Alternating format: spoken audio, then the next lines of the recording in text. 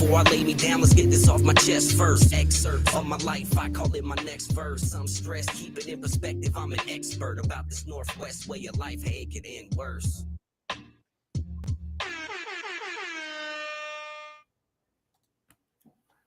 Welcome in, everyone. Welcome in. This is an episode of UpLeft State of Mind. This is the podcast where it's okay to not be okay. This is the show that unpacks the pressure, the pain, and the process from mental health struggles to finding your identity, the healing process, and even ways that we can grow as individuals. There's no filters, there's no fluff. Just raw conversations with people who are learning how to hold everything or how to let it all go. I'm your host, Rizzle, and whether you're tuned in from somewhere inside the beautiful, majestic Pacific Northwest that I call home or somewhere else like our guest today, I guess, I don't know, Utah's technically a little bit Pacific Northwest, but this is your safe space. This is a place that you can be and breathe and a place where you can remember that it's okay to not be okay. So, with that, let's get into it. First off, I'm going to do a little self-check with myself just to kind of see where I'm at. It's been a week. I started the new podcast and it's been stressful, but it's been something I've really wanted to do for a long time. So we are pushing along and we're jumping in head first. I've started podcasts in the past, but I've never really felt like I was doing I didn't feel like I was going in the direction with it that I've wanted to, and this just feels right. This feels good. It feels like I'm doing something with a purpose that I can be proud of. And so along with the stress, it's been a lot of reward too. And so I want to make sure that I just let people know that, you know, you can find balance no matter what you're doing. It's stressful and things get to be overwhelming at times, but you know, as long as you have a good direction and you're staying true to, you know, your purpose and your just who you are, you know, things will be cool. You'll be able to find the balance that you need. So with that, I want to introduce our guest that we have here. This guy, an amazing culinary talent, extraordinary musician. He's a mediocre hooper. Somebody that, you know, I've been able to count on for over 20 years of my life, and the best man in my wedding, man. This is your boy B. How you doing, man? Yes, sir. Thanks for having me, dog. How you doing? Yeah, I'm good, man. I'm good. It's good to have you on here, man. It's an honor to have you as my first guest. Yeah, man. Yeah, it's I knew you hit me up and you're like, hey, so what's up? And I'm like, yeah, this is what we're gonna do. But you gonna be the one? You gonna be the one that's on first? And you know, of course. So of course. Yeah. So how you doing, man? I'm doing good, man. You know, just a lot of up and coming things I'm excited about, and you know, transitioning into a new place as well. So, you know, new beginnings. It feels, you know, that not really somewhat a fresh start to me. Yeah, so, yeah. You're in a new place. Yeah, man. Yeah, man. Just moved in last Friday, so it's always kind of like a refreshing feeling when you move into a new space. And so that's what I'm just trying to get settled in. So slowly going, but getting there, you know. Cool. How are you handling? I talked about balance a little bit. How do you going through a move? And I'm sure you got work and you got all this stuff still, your music, and how are you finding time to just balance all of that? Yeah, man, it can be stressful and a bit overwhelming just trying to incorporate all these other different responsibilities now, and it gets stressful. Like I said, it can get overwhelming. So it's all about prioritizing time management. Yep. You know, making sure you have to find the time for it, but just when, right? And it can take down to just a simple chart. If you're good with doing it mentally, great. If you have that mental capacity, if you gotta write it down, even better, you know. That's me, yeah. Right. There could be so much stuff going on in our heads right now, you know, at some time, and you know, to throw and you know another something responsibility into your head, it can throw just a wrench in the whole thing. You know? Yeah. And, that's what I'm really trying to do as far as just find time for everything. That's it. Yep. That's it. Yep. Trying to find the positives, you know, it's always stressful. So, you just trying to take a couple seconds here and there to find something positive to be happy about. One thing that I feel like that's really helped me is when stuff gets stressful or I get overwhelmed or like you got the burden of this and this and this and this, is just like small victories, right? Because we all have like long-term goals, and like my goal for this month or my goal for this week, but like even to set like my goal for the first 4 hours of this day, like sometimes you just, like they say, take it one day at a time. I've really had to slow it down and take it like an hour at a time sometimes, and it's like just building up that positive momentum. Like it's crazy sometimes what that can do. Yeah, no, absolutely. It's like those measurable goals. We all have an end goal, right? We all want to see what we're seeing at the end. But the most important steps is those steps are in between. Those small little baby steps and stepping stones that'll put you to your end goal. We always, we try to sometimes see that end goal. That's all we see instead of what's in between that. And that's where it can really start to kind of weigh down heavy on us as far as like, am I ever going to make it? Or, is it out of my reach just because of not focusing more on those little stepping stones that'll get us there to that goal. So that's what you really got to take the time, slow down. Like I said, even though you said you get what you can done in a day, but like, hey, take it an hour at a time. yeah, man. Right, did it. Now let's move on to the next. What's next? Yep. Yeah. So, where do I start here? I got so many questions for you.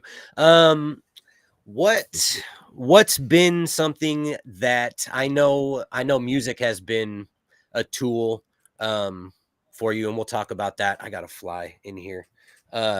What has been another tool? Do you have any other tools that you've used to try to just stay focused on your goal at hand or what you're currently trying to go through? Because I know it gets tough sometimes to just not spiral. You know what I mean? Yeah, no, and especially not spiral, but then just fully immerse myself into it where I just like, okay, I stress myself out mentally, where it's just like, all right, I got to move on to something else. But yeah, I do. I have a couple of things.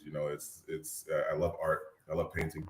So there's times where I just need to be in my own mind space, headspace, and just be see a canvas and have some paint in front of me and just let it go. Yeah. And it's that kind of zen for me and relax. It kind of helps with, breathing and bring everything back in. Not somewhat of disconnect from drama in the world somewhat, and it can help just be in my own head as well. And that's what kind of I've really been taken to. I've always loved art, since I was younger. So, and it never really left me. And kind of just coming back to it as well has really been a help. Just dealing with life. That's cool, man. I've really been tapping back into that more and more now. And that's important. That's so important for people, for guys especially. We get stuck in that like tough guy thing where like people look at us like we're supposed to be indestructible, and a lot of guys don't have those outlets, and so like they just get stuck in the cycle of being the tough guy and pushing everything else aside and pushing everything else down inside of them. And so that's awesome that you have that. I hope that more people can find stuff like that to help get that stuff out. Yeah, man. And if it's from something that you've been doing for years, or you're just picking up, just pick up something outside of what your norm is, and get yourself out of that normal routine, the normal headspace that can just bring more stress. And bring on other things that you really don't need as when I have time for your head, with all with everything else that's going on, right? So it's take that time, just pick up something. That you haven't done before. Yeah, definitely. So let's get into a little bit about how you've used music as a tool, because we talked about, your other expressions and stuff. So like what has music meant to you as far as something that's helped guide you mentally through the years? Because we've been through some shit, man. Yeah, yeah, and it's been a major outlet of, just like in types of being, a letter, it's things that I want to say it, don't know how to say it, verbally, and that's when I take it to pen and paper, and there's tough times. There's times I, cried and been in anger writing music, but in the end, it's to recording it, it's going through that process that gives that release, because bottling it in, it just it can make it worse, Yeah. but with music, it gave me that outlet to, express it in ways that I couldn't really express it, Yeah. so it's really done a lot for me in my life. Yeah, that's cool, man. I definitely feel that. I've used it a lot to get it. It's like my form of journaling, like, Right. What about performing? Have you, I mean, what does that do for you? Because I feel like that's such a a release of like adrenaline, and like I feel Yeah. like a high for like hours afterwards, like I was kind of about to say the same thing. It's kind of one of those, like, people that are adrenaline junkies that, go skydiving to get that kind of rush. Like that's what it like really given to me. It's all that hype and like that energy that you built up, energy that you got inside before you hop on stage, and those days to come, and then you just get those nervousness. You go through so much like emotions, like you're nervous, and then you're excited, and then you're just so pumped, and you got that adrenaline going to you. But then, like, once you get on stage and you're actually there in that moment, it's just like could be a blur, and you're just in the moment, and it's not, you turning into another person. It's just like everything's activated all at one time. And that emotion is kind of like I say, that adrenaline that people chase. And that's what it's given to me. And I've been wanting definitely to kind of get back getting back on the stage. I think I've only performed about maybe 2 or 3 times since moving here to Utah, but it's definitely something on my list that I want to get back into. I know, man. I want to get you back on the stage, man. I miss it. Yeah. Let me tap in with chat here real quick. We got a bunch going on. Kenny Johnson says, "What up, homie? What up, your boy B?" Yes, sir. Andrew, I'm pretty sure that's my homie Bandit. Andrew says, "You got this, bro. Gifty is proud, my dude. I appreciate that, man. Yeah, rest in peace, Gifty. We're always thinking about you, buddy." Kenny Johnson says, "Share this on all platforms." Yeah, if you guys could share this, if you guys could hit that thumbs up, that really does a lot. People helping people in the building. My boy in the building. My boy. He says, "First guest, your boy B. All love, gentlemen." If you guys don't know about people helping people, go check it out, man. You guys really need to go check out that podcast. It's a great show. Alexander J's over there doing some awesome things for people. Oh man, I love that 30 and 30 segment, bro. 30 streams in 30 days was wild. Man, that is a feat right there, dude. And to do that consistently, day in and day out, every day, and just come with that energy, man. That's props. Props. We were blessed to be on part of that. Yeah, absolutely. I'm excited to see what else he got and what else could to come. Let's see here. Kenny Johnson says, I live my life one shitstorm to the next, bro. I think yeah, man. I feel that. Steven, my buddy Steve, he says, this guy, man, I know this guy I met him during COVID playing Call of Duty. These are some of my Call of Duty buddies in here too. Says Rizzle. Kenny Johnson says, I'm thinking about writing some pen to paper expression with music. We will see how it goes. Bro, if I had the clap track, man, yeah, do it. That's beautiful. That is beautiful. You'll surprise yourself at what you come up with, man. Man, even if you never show anybody and you just do it for yourself, it's crazy. It's crazy the feeling that you get when you make something like that, and then you get to like listen back to it, and you're like, man, like it just makes it real, you know, and you like really get to feel like I've been practicing for a show. I have a show tomorrow night, 7:30 in Salem at the Shack Bar and Grill. Cakes, Laughs, and Lyrics. If you guys want to come check it out, there's a bunch of dope comedians, and then I'll be up after that. But the shameless plug real quick. But yeah, so I was thinking about I it's crazy to write when like getting in the mode of writing lyrics. Sometimes I don't even realize some of the things that I've written until I listen back. And I'm like listening to some of my songs, practicing, and I'm like, man, like I said that. And that made like I got touched by like my own shit made me think and like made me be like, and I like kind of questioned like how I like looked at something, and I was like, man, like that's crazy. So even if you show nobody, but you create some stuff, like it maybe someday down the line it will unlock something just even in your own brain. You just said it's pretty much like a time capsule, right? Yeah. You know, you're locking something up in time, and you, like I say, when you go back to it and you just hear it again, doesn't matter if you already recorded it or if, you never recorded it. It's still just down on paper, and you read it and listen to it, and you'd be like, I did that. Like that sounds pretty good, you know. Just start, you know, and then you start thinking about where was my mind state at that moment, you know?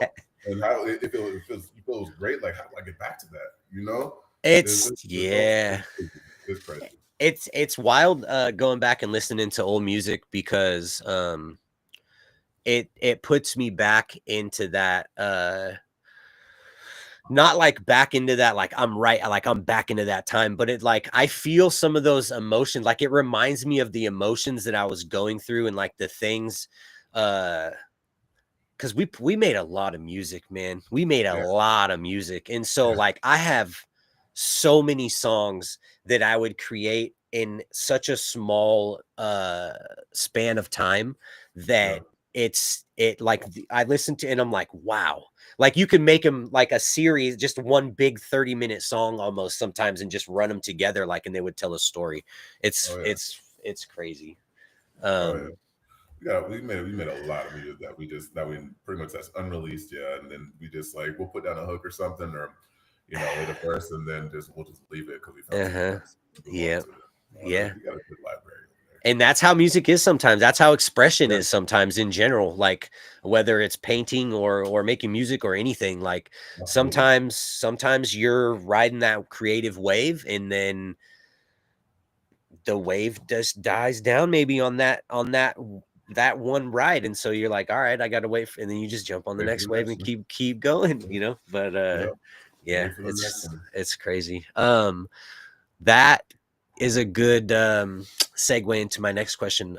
Speaking of like outlets and expression and stuff, what has cooking meant to you, as far as like not so much like helping you mentally, but like as a form of self-expression, like we've talked about?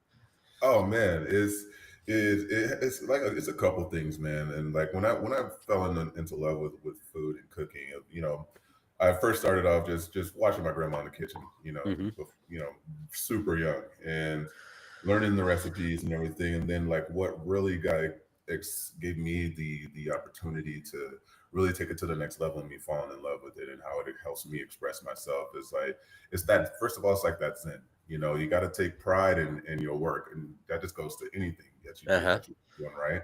So that's how I took it into cooking. You know, I took pride in of the craft, from the preparing of each individual ingredients, trying new ingredients, plating this whole dish. You know, it's sometimes you see those dishes that just come out so nice. You know, when you go like Michelin star restaurants, it just looks so good. You won't touch it, right? Yeah. And, you know, and then it's just, I hope it tastes as good as it looks. You know, but those experiences, and that just shows in the pride and the time that these chefs and that it took to me as well as a chef, that's something that's like a zen to me.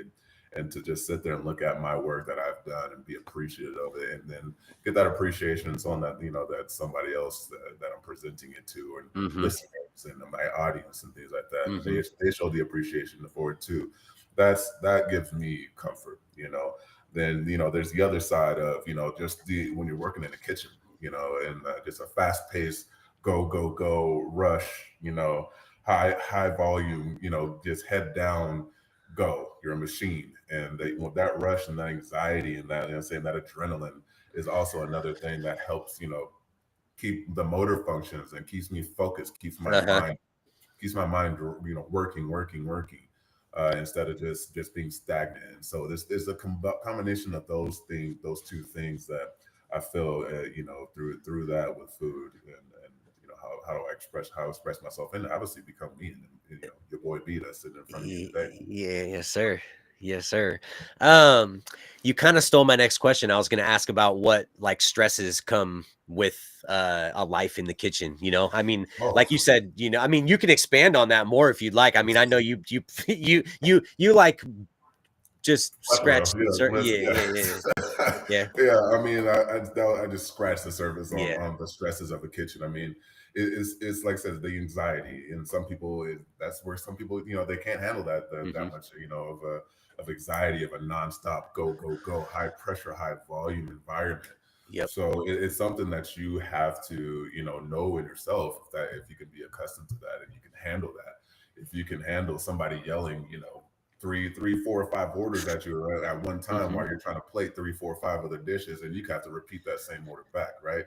And still keeping the same mode consistently, day in and day out, and it's very physical heavy. So that's those, and that's just scratching the surface of it. It's very physically, mentally demanding. It's also rewarding though, right? I mean, at the same time, you get like, do you feel, I mean, obviously you would feel like the reward outweighs the stress, or else you wouldn't do it anymore. You know what I mean? But that's what you hear most chefs say. They'll say all the negatives about it, and then go right back to, I love it. I love it. That's why I love it. Yeah. It's the structured chaos.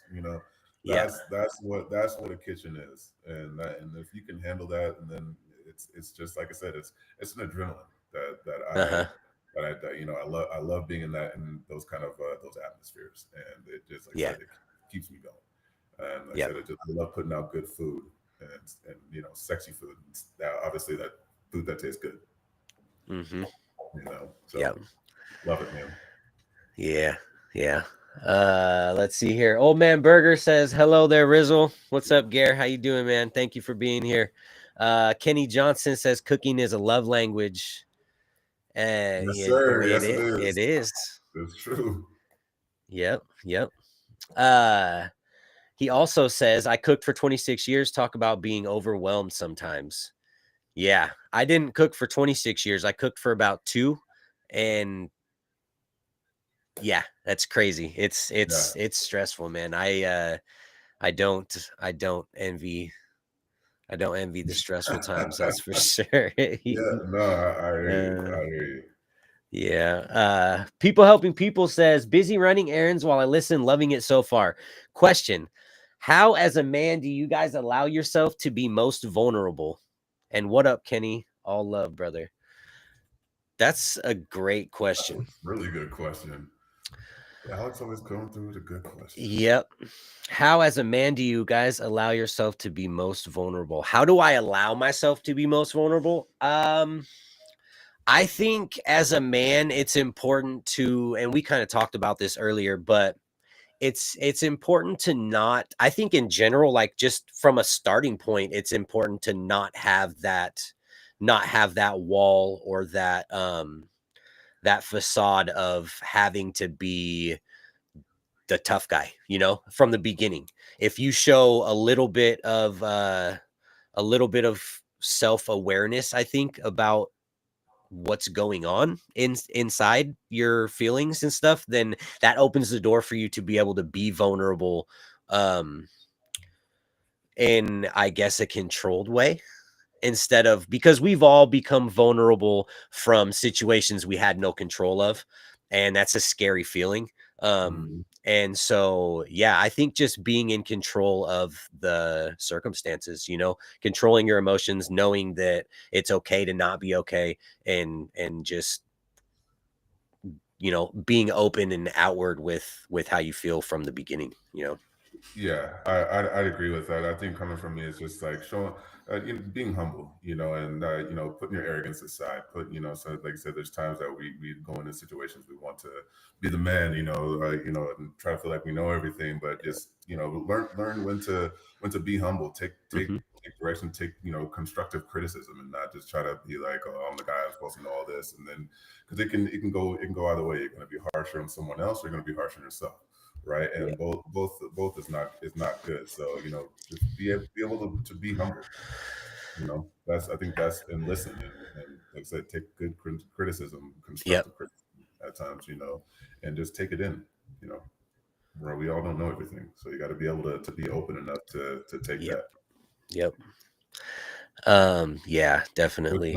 Good question. It And was that. It was. yes, sir. Kenny Johnson says breakdown and crying. Well, I mean, yes, yes.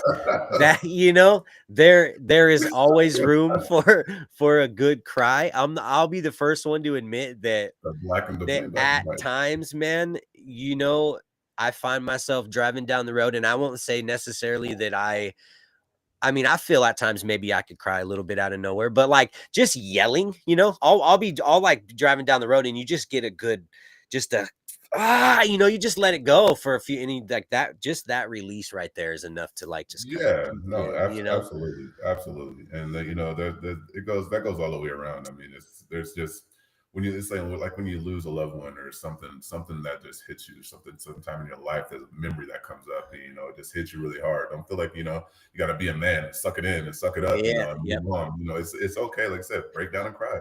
Whether you want to do it by yourself or do it with your significant other or however you handle it, don't be afraid to cry. It's sometimes it's really needed. Yeah. Yeah.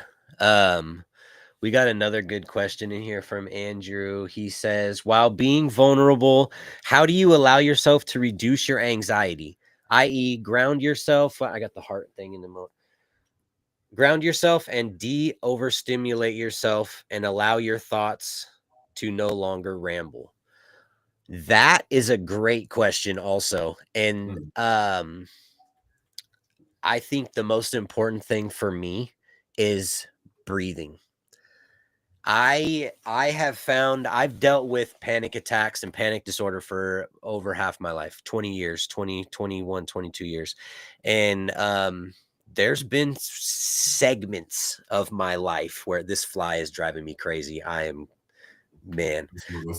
There's been segments in my life where I've had like years at a time, where I've been in that fight or flight mode, and from the second I wake up until and it's like I got kicked out of the Navy for it, my panic attacks. It's like it's been a real thing, and I've had to learn how to control that. And one of the biggest things for me is just knowing, aside from knowing that it's just a physical reaction to a mental something that's going on, is just breathing, box breathing, breathe in for 4, hold it for 4, breathe out for 4, hold it for 4, do that cycle, whatever works for you. Breathing has been such a huge thing for me, Bandit, and it's huge. I've looked into it a whole bunch, and it's such a good thing, a good way to just block out everything, and it really works with your nervous system a little bit and stuff, and it really can help you actually like chemically like chill out. So yeah, breathing definitely for me. For sure. And this goes back to kind of just generally we were talking about this, but just music, man. Like music has so much of an impact on our lives and, like I said, our mental and emotion. There's sometimes and sometimes it can even make us more anxious and things like that. But it's for me, it's like it doesn't have to be anything specific. Like you have those calming sounds, you know what I mean? That can help as well. Those help with me as well. And sometimes I just gotta separate myself from everybody and just be like, look, I need a minute and just do a little, just like my own self reflection and just get everything out of my head and just kind of just telling myself I'm okay and work through it and figure it out. Just like sometimes you need that time just to yourself. Yep. You know, it's kind of like that. Take a minute. Yeah. You just gotta. You like it's. I try a lot to put. I mean, I'm by myself doing things in my studio or whatever a lot, but it's important to really find like those few minutes, even if it's just a couple minutes during the end of the day to just decompress, kind of reflect on what, or in the morning too, right when you first wake up, either way, but just to kind of reflect on the day. How are you feeling? What are your stresses right now? What's bothering you? And like even just trying to set little goals about how to overcome those things or turn those stresses around into successes or whatever is no, absolutely. And that was a great question, like follow-up question to that too. Now I would like to hear it from kind of from the chat and everybody that's in here too about what they do that to help with that as well. I mean, you sharing all that information and sharing with each other different ways of how to deal with that as well. Maybe we'll help someone else out there. So saying definitely shoot us some ideas over in the chat as well. Yeah. I feel like another thing that has really helped me, and I don't do it all the time anymore, but cold showers. A cold shower in the morning is crazy. Even like not even just a full on crank it cold, jump in, wash, all that. I will, you get in, I'll do my regular shower routine, whatever I got to do. Then right before I get out, turn that joint cold, bro. And then you go like, I would even have a timer and I would just set it for like 30 seconds at first or whatever and work my way up to a minute, bro, a minute, 2 minutes, something like that in the morning. And it just, it wakes you up. You feel fresh. It relieves your stress. It like there's real, I'm not a scientist. I'm not, but I've researched the shit and I don't know enough about it to be confident with saying it does this to your, but it does stuff to your body, And so like, and then also mentally, I feel like if you put yourself in an uncomfortable situation at the beginning of the day, like me, like that shit sucks, bro. I don't like it. I don't like being cold. But if I do that and I get it out of the way at the beginning of the day, I feel like I've already made that triumph to begin with. And so it sets myself up for the rest of the day growing off of a win already, And so that's another thing mentally that I've really used to kind of control that downward spiral at times, Yeah, I hear you. So let's I want to kind of shift gear. I know we kind of had some light questions and stuff here. I want to kind of shift gears a little bit and talk about we've all had a dark time or many dark times throughout our life. Can you, if you feel, I mean, you take me wherever you comfortably feel like you can go, because this show is it's really about growth and reflection more than it's about stirring up stuff that we've already worked on getting past, or that you know what I mean? And so like take me to your state of mind mentally at one of your darkest times. Yeah. And just kind of want to touch on this briefly, not too much, but I mean, it was after losing my mom, like, and I lost her very young. I lost her when I was 17 years old, and being the youngest of three at the time. And I took it really, really hard mentally. It took me to a very dark place of just alienation. I feel like, nobody at the time could feel how I feel unless, you've been through the same situation. And that's what so I kind of stayed away from, or out of those situations, or away from those people that try to, oh, hey, I know how you feel. And because it just kind of took me more off, Yeah, what I mean? Like, do you know? Yeah, right, yeah. Exactly. So yeah, I mean, those were that was my darkest moment. Losing my supporter. The one that I really took dear to, and took it's like losing a piece of your heart. So I was in a really dark place at that time. Like I said, I wasn't really going out. I wasn't functioning, talking, communicating. Barely energy to get up and go to work and just do daily functions of everyday life. So it took me to a really depressed stage. in my life. Yeah. It's crazy. So now, okay. So that's we don't need to say any more about that. With the stage set for that, or from there, where did you find the tools to get yourself out of there? I think I just really came to the realization of, my family, my other supporters, that realizing that, hey, they're there, instead of having to go through and deal with it myself and try to figure out my own way, that, there are other ways, and just talking about it. And, I just wasn't ready to talk about it, and that was okay. But, and then I was just left with okay, what do I talk about? Like, where do I start? From just that point, the loss, to, all right, where I'm at, my mind, where it's at now. So I was just kind of confused about okay, when he said talk about it, okay, well, what do you want to know? Right. So that's where I kind of felt more lost. But then that's where that upside, the gradual climb started happening. It's just talking and say, just talking about it and starting wherever I felt comfortable, right? And so they're just there just to listen. And so that's my family was kind of more the big supporter of that. Yeah. That's sometimes that's all it takes. Yeah. Sometimes that's all it takes is just some loved ones, just to be there, just to be there.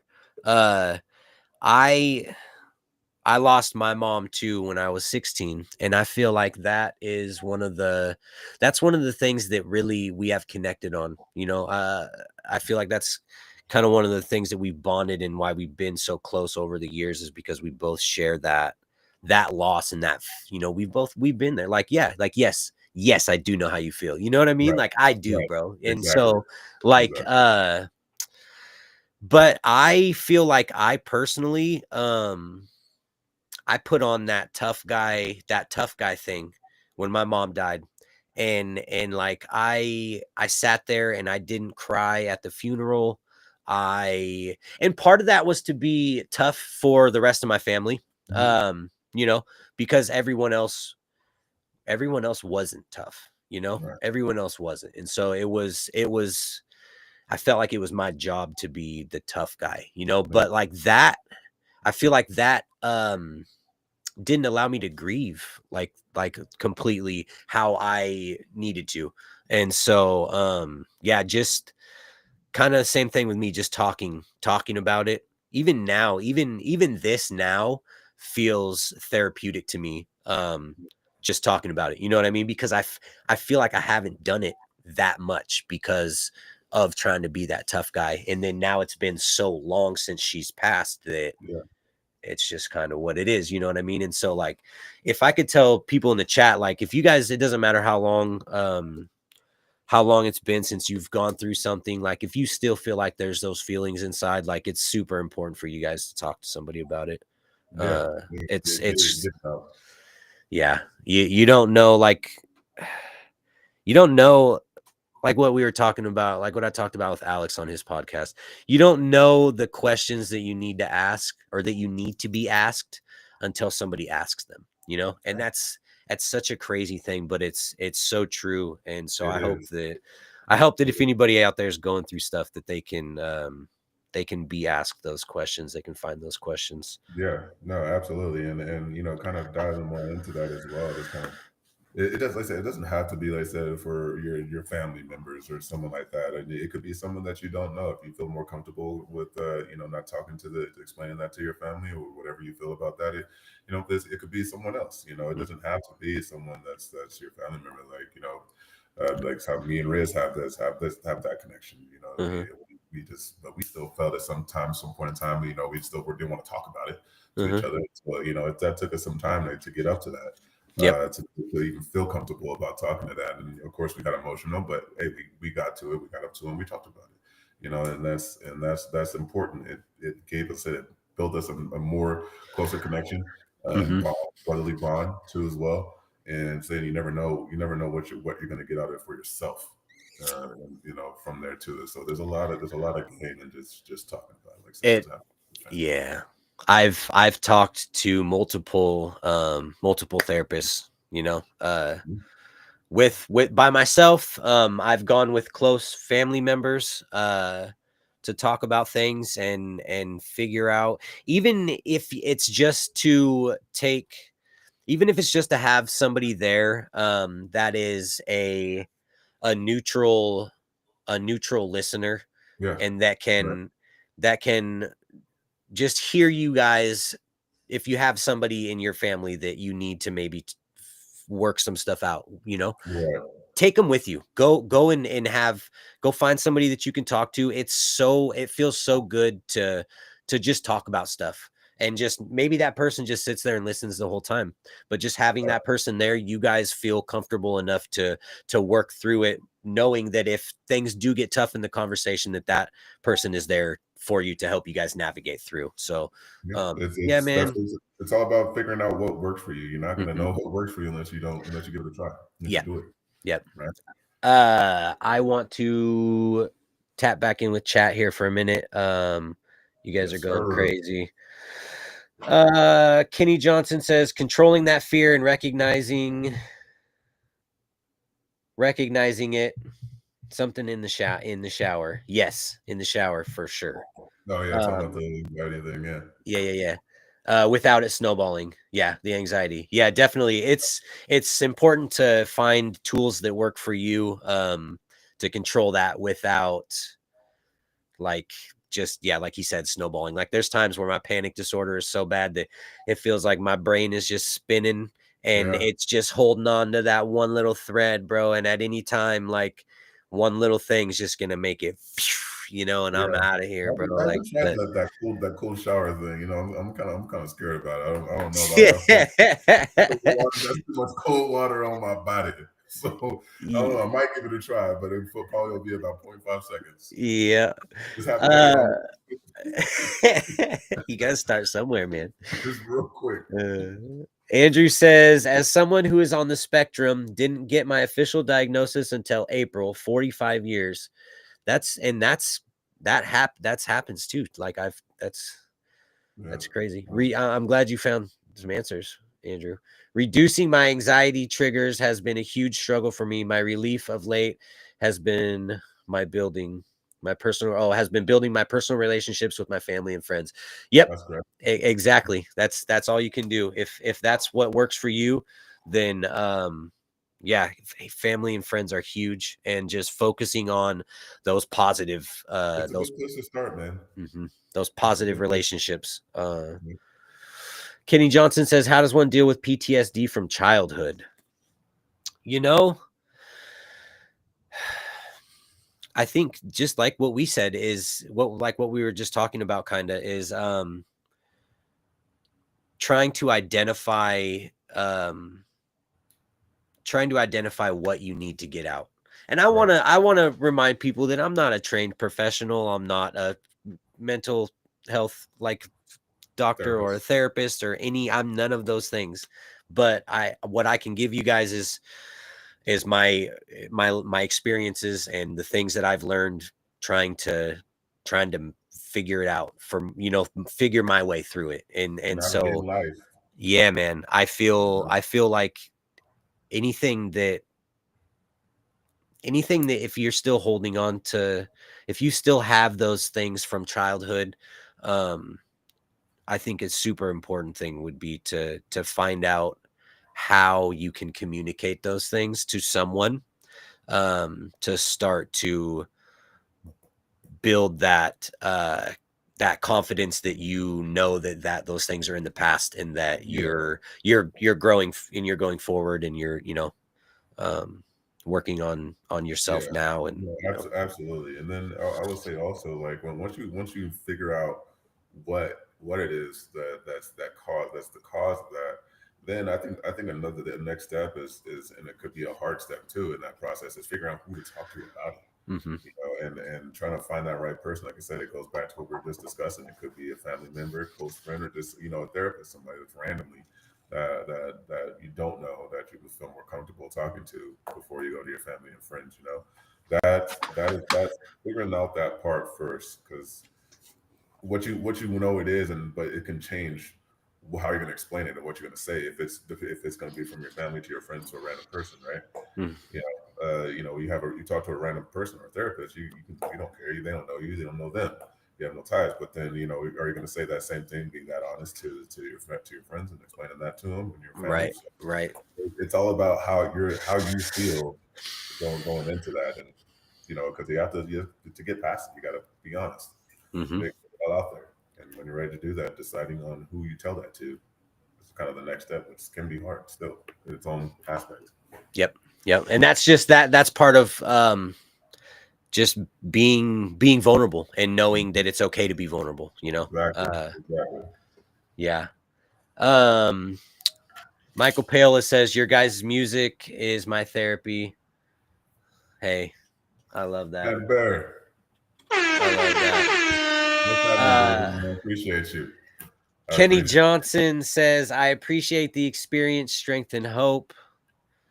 Yeah, man, we're just here trying to help, trying to share what we've done and what we've been through, and hopefully people can take something from that, Hey, you know it, Alex. Andrew says a higher power is definitely still working the message through and through, Riz. Hell yeah, man. Yes, sir. Yeah, Kenny Johnson, I'm seeing a mental health specialist right now. It took me almost 45 years to realize that my childhood trauma is what is catching up to me in my adulthood. Bro, that's really huge. Yeah. That you're seeing someone. That's really huge that you're willing to admit that too. That really shows me that you are doing the right things and you're willing to take the right steps to get the help you need, because it's tough to let your guard down enough to. It's never too late, man. It's never too late. It's not about if, it's about when. If you know it, you can hold on for years. Yeah. And when still figuring out what's going on, but you really know what's going on until you actually address it and face it head on, man. It's all going back to that vulnerability stage. Yep. Yeah. Good luck, Kenny. That's awesome, man. Yeah, people helping people. Hit the thumbs up for your boy B's voice blowing out subwoofers. Let's go. Oh, let's go, baby. Let's go. I see you. Bass in the voice. My guy right there. Appreciate that. Man, doing big things over there. Steven Statura says, appreciate you guys, bro. If I said your last name wrong, Steve, I'm sorry. Steve, that's my guy, man. That's my duo's buddy on Warzone right there. I appreciate you guys being in the chat and holding it down. You guys are like busy in there today. All right, so let's shift gears here a bit.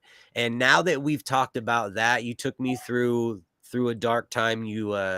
We went over how we got out of that, and so this show's not only about the stresses and the pressure and all that, but it's also about the triumphs.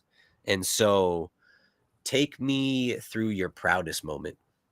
Oh man, I think my proudest moment, and as I said, there's a few that kind of really hit home. So while my mom was living, and I didn't have the greatest, wasn't the greatest scholar in school. Let's say that, missed skipped a bunch of days. There's some days and sometimes I barely even touched the school grounds. Feel it. But it's academically, I wasn't struggling. I wasn't doing very good. But during a stint that I was kind of going through, just like, hey, I want to change my life around for the good. I want to see how what my mind can do if I really put it to the test. And and that's what I did. And I ended up kind of holding a 4.0 GPA for 8 months and got an honor roll, and I graduated and got my, I was close enough to getting, graduating high school, but I ended up getting my GED. But that was a feat for me because I never thought I would even get there. Yeah. I was always thought I was like that high school fuck up. I was never going to be in there. That was my mental setting myself up for failure, Yep. But it's something just clicked, and I just stuck with it. And like I said, going through that time, I didn't think I could. just going to pick it up, put it down. My mind's going to move on to Yeah. something else. Yep. And unfortunately, the education was a part of that. But something just clicked, and that I got my GED, and then that's when I found out I really wanted to go to culinary school to be a chef. And I found a program that helped me out with that. They paid for my GED if I passed, and paid for my my application submission fee to get into culinary school. If I got this grade, passed by this number for the GED class, and I did. And so that was like one of my proudest moments. Like, hey, I actually stuck with it. Yeah. I did it and followed it through. So I just started thinking, well, how far can I go? How much further can I really sticking with it? And so I really, really stuck with it. And it was really a struggle going through the culinary process. And that was about a year and a couple months going through that. I had to pay fees, which, I was working a job and going to culinary school at night. I worked, 6 o'clock in the morning till about, 3 or 4 in the afternoon. And then from there, the class started at 5 o'clock, 5 to 9, Monday through Friday. And so it was really a struggle to even try to get the mentality, stay with the mentality of staying with it, mentally, physically. Yeah. So but somehow, I really, really wanted it.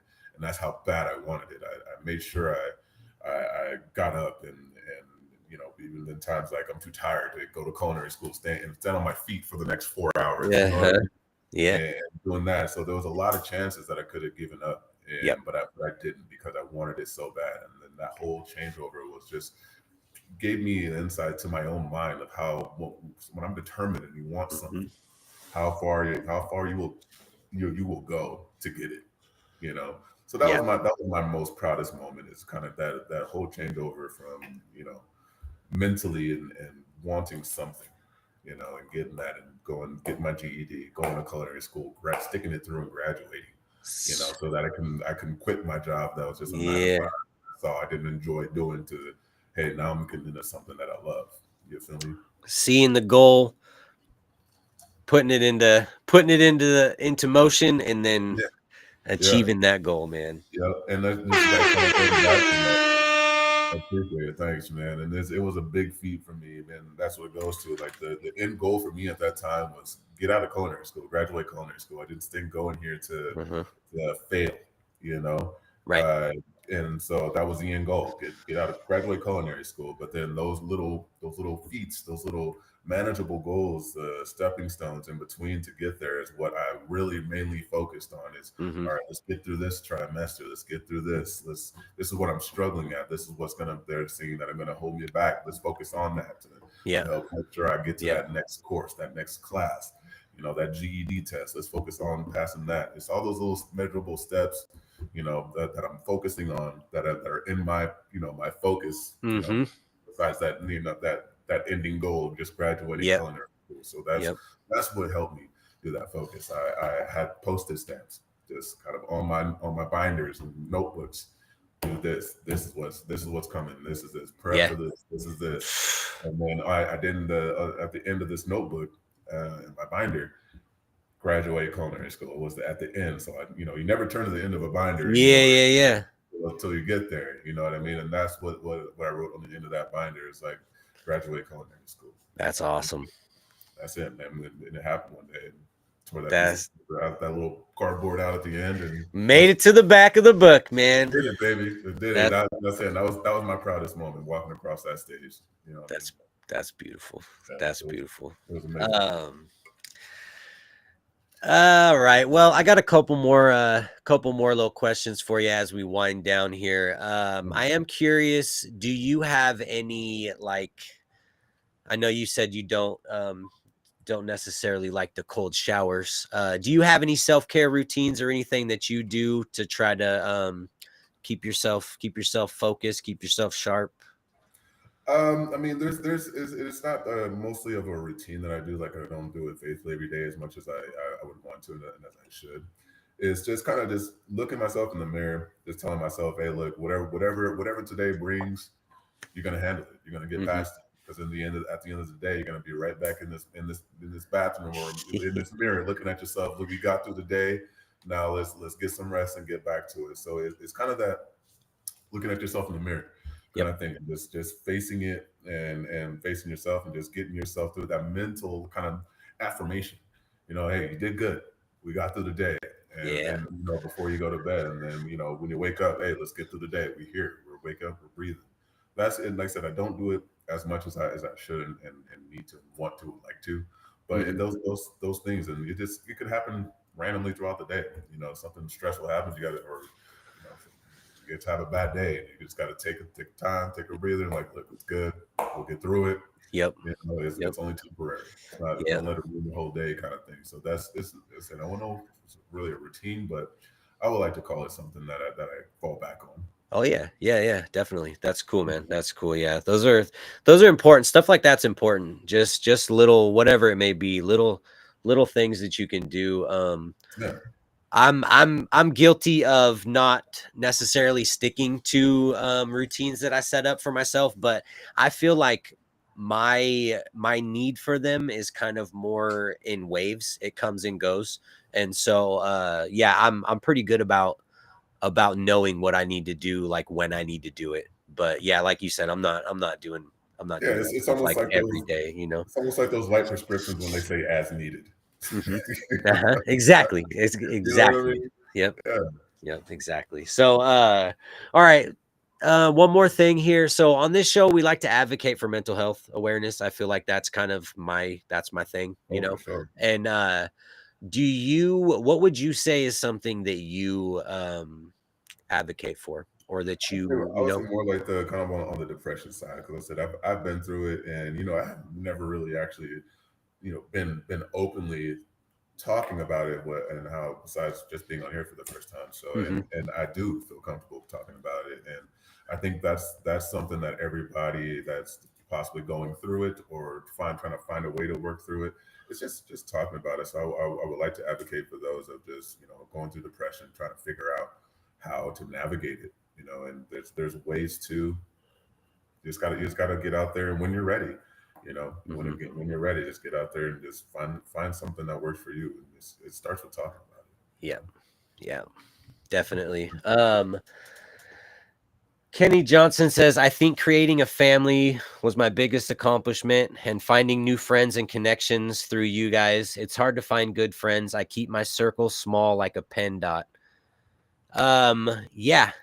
I think as you become more aware of what you need in life to keep you and the people around you happy and taken care of, I think circles tend to get smaller. And that's not necessarily to say anything about the people that are no longer in your circle, because I feel like their circle got smaller too, and they're more focused on the people that are in their immediate circle. You know what I mean? And so good for you, Kenny. Like that is a great accomplishment to be at that point in life where you can where that's it. Like that's I mean, you care about the family and people that are close to you, and you've found ways to, you know what I mean? Like it's and that's not to say that the other people are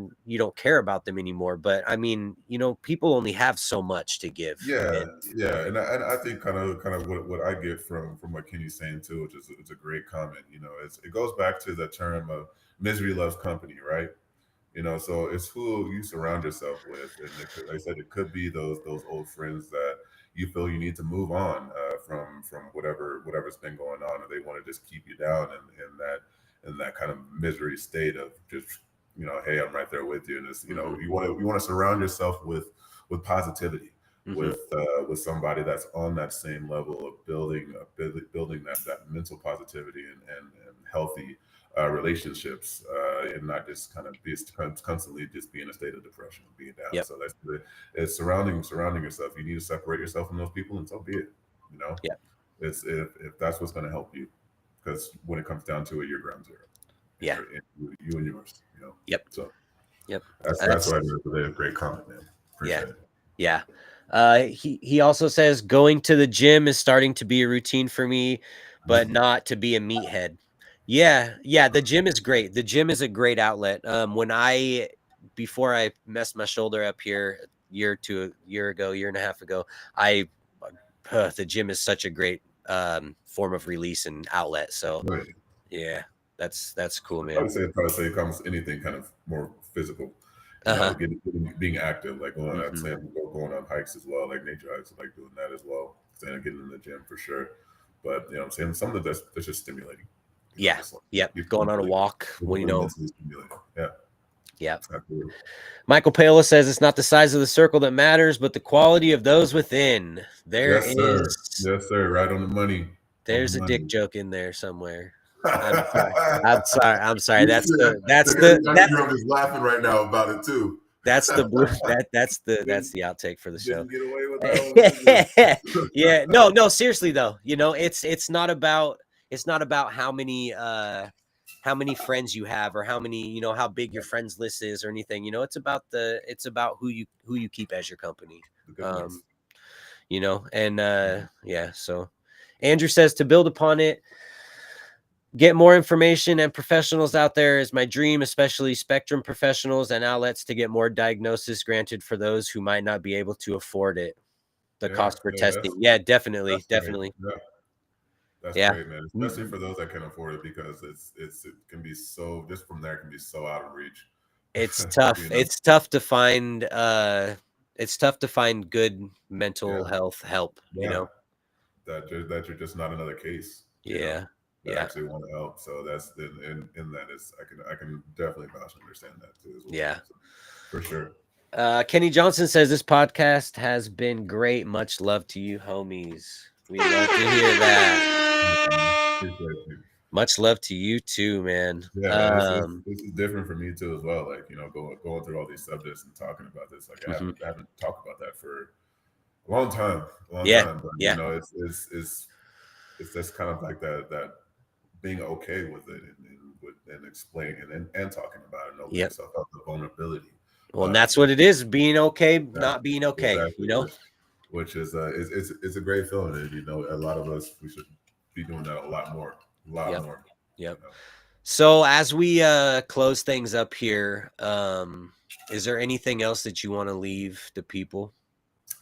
I mean, like I said, we've just been touching on it so often here in this segment that, you know, it's okay to first of all be vulnerable, you know, and then okay to talk to someone about it, but you have to be ready to talk about it. And so I said, let's first figure out what it is that is bugging you, is what you feel the problem is.